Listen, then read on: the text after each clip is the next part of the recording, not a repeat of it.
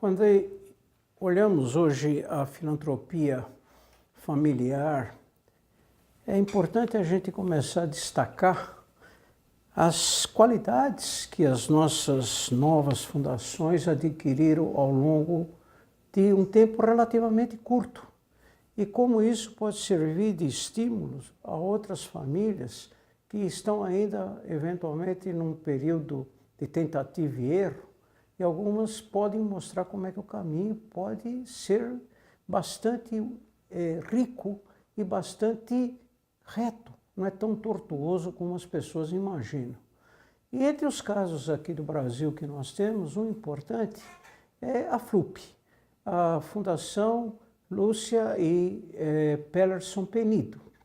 Essa fundação é uma fundação relativamente recente e é um prazer muito grande hoje poder ter essa conversa com a Rosa, que é filha do casal, e com a Eduarda, que é filha da Rosa e neta do casal. E para início da conversa, dirigindo a vocês duas, né? Como é que vocês, olhando, vocês deram o nome dos pais, dos avós para a fundação. Olhando um pouco no passado, como é que a filantropia entrava, ou como a caridade entrava, ou como a preocupação pelos outros entravam na família, Rosa? Olha, doutor Marcos, acho que não entrava, acho que sempre esteve. Desde que eu me lembro por gente, foi uma preocupação dos meus pais e pelas histórias, já era dos meus avós, uma preocupação com o social. Se as pessoas no entorno, ou das empresas, ou da fazenda, se viviam bem, se moravam bem, se os filhos tinham acesso à educação. Na geração dos meus pais já uma coisa mais, quer dizer, ainda caridade, né? Porque não era formal, mas eles se preocupavam muito se os filhos dos funcionários estudavam, se tinham oportunidade de empreender. Então isso sempre fez parte da nossa vida, assim, eu não me lembro da vida sem isso. Só que chegou uma hora, acho que em 2010, 2011, as coisas tinham mudado, né? Tanto nas empresas, a gente estava em busca de uma estruturação mais profissional, de uma governança, e a gente viu que precisava fazer isso também em filantropia, porque a ideia era assim, que isso sobrevivesse a nós, porque todo o espírito dos meus pais tinha...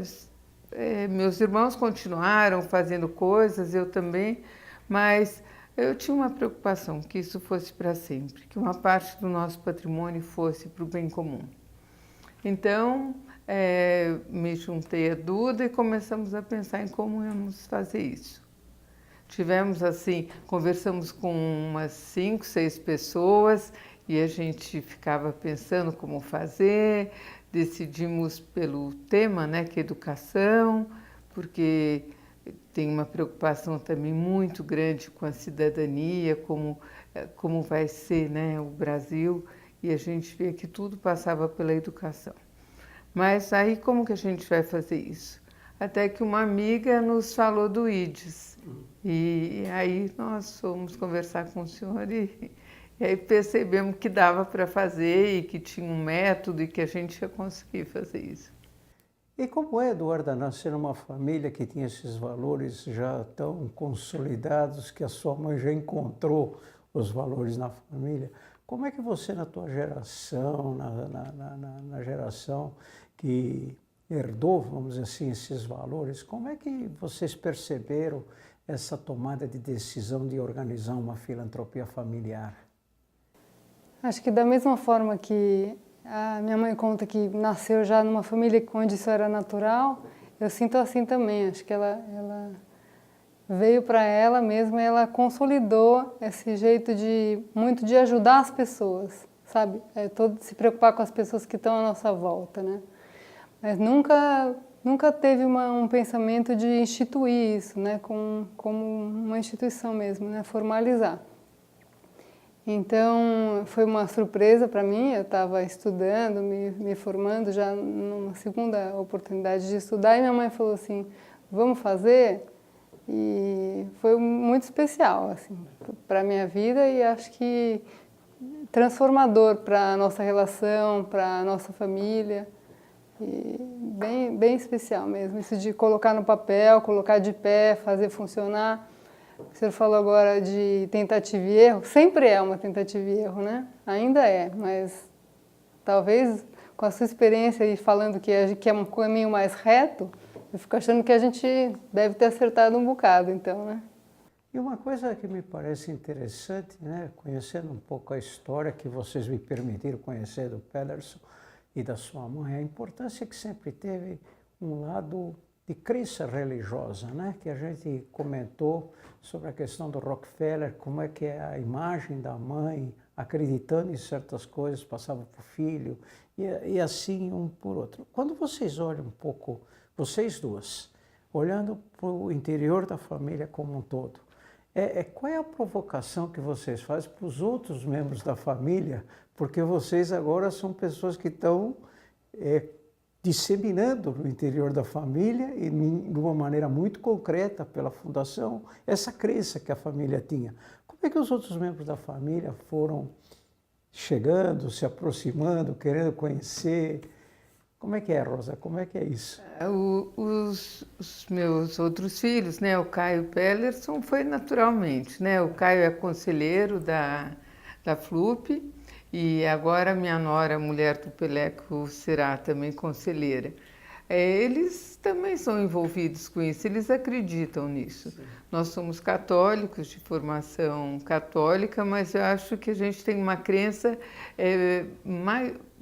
não tanto na igreja católica, mas uma coisa mais espiritualizada, assim, do bem das pessoas, de fazer parte de um todo, que todos temos os mesmos direitos de felicidade, enfim. Não sei se eu estou saindo do assunto, mas é um negócio que teve muita ressonância nos meus sobrinhos, nos meus irmãos. Agora o nosso desafio é a próxima geração, né? Isso. Que eu não acho que é uma geração um pouquinho mais desconectada desses, pelo menos por hora. E vamos falar um pouquinho do foco, né? Vocês fizeram duas definições que para mim foram muito importantes. Primeiro foi uma definição do campo da educação, né? Principalmente na educação infantil. E pela sua formação, né, pedagoga, psicóloga, etc., você, de alguma maneira, sabe do tema. Essa importância de encontrar um foco, que as pessoas se sentam confortáveis com o foco que foi escolhido, como isso é importante para a fundação no seu dia a dia? Quer dizer, você ter certeza do foco que você está atuando e não ter uma dispersão de interesses e se concentrar numa determinada área. Eu tenho muito foco na transformação do Brasil, sabe? E eu acredito muito nesse...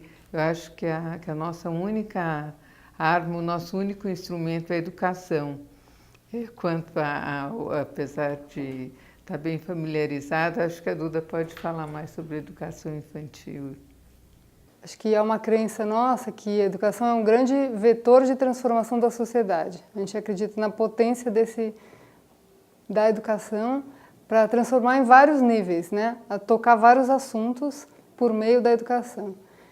Educação infantil mais ainda, a gente sabe, né, da importância desses primeiros anos de vida das crianças. Eu acho que meus irmãos foram bastante tocados por causa dos seus filhos também. Eles pouco entendiam. Um deles, quando foi num seminário, que entendeu assim, a educação infantil é isso, a escola dos meus filhos pensa isso. Então, aproxima, né? Traz para mais perto. E o Caio sempre se preocupou muito com a educação, lá no Mato Grosso, nas fazendas, todo lugar que ele vai, então a educação está muito presente assim na vida dele. Então, eu acho que a educação é um negócio que toca todo mundo, principalmente também quando os filhos estão na idade escolar, né? Agora tem um sobrinho da minha mãe, né, um primo meu que também é conselheiro, que também está com um filhinho pequeno. Já era conselheiro, mas vai tocando de um outro jeito, né, quando a gente vê mais perto. Né? E é interessante porque vocês, ao lado de fazer essa opção que começa a cristalizar claramente nos membros da família, vocês também fizeram uma opção geográfica, né? Que vocês tomaram a decisão de trabalhar no Vale do Paraíba e com populações carentes, né? Conta um pouco, nesse processo de trabalho, Duda e Rosa, vocês devem ter enfrentado desafios locais. Se você pudesse recordar um pouco, o que vocês aprenderam pondo a mão na massa, indo para as comunidades, fazendo essa transformação, entrar num roteiro de vida dessas comunidades? Quais foram os desafios que vocês enfrentaram? Quais foram as lições que vocês aprenderam? Que está fortalecendo agora a Fundação para olhar o espectro de atuação e falar, puxa vida, nós já aprendemos isso, podemos avançar. Eu não tenho dúvida que o maior desafio é a política.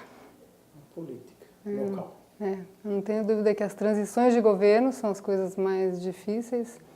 A maneira como as pessoas... o que cada governo deixa para o próximo, que o vai substituir, né? E como é que vocês viram a reação dos pais dessas crianças à proposta que vocês levavam? Se a gente está pensando na transformação, provavelmente os pais podem não ter tido a mesma oportunidade que você quer oferecer para os filhos. Qual foi o tipo de reação que vocês perceberam nos pais dessas crianças que poderiam ser transformadas?